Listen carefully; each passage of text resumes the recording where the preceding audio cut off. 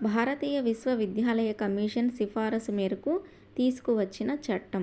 విశ్వవిద్యాలయ చట్టం 1904.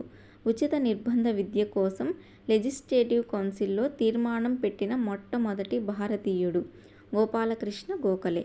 కేంద్ర విద్యా సలహా మండలిని ఎప్పుడు ఏర్పాటు చేశారు? 1920-21. క్యాబ్ని విస్తరించండి. CABEని విస్తరించండి. Central advisory board of education. Hartog కమిటీని ఏ సంవత్సరంలో ఏర్పాటు చేశారు? 1929లో. విద్యార్థి రోజూ బడికి వచ్చినా తిరిగి అదే తరగతిలో కొనసాగించడాన్ని ఏమంటారు? స్తబ్దత.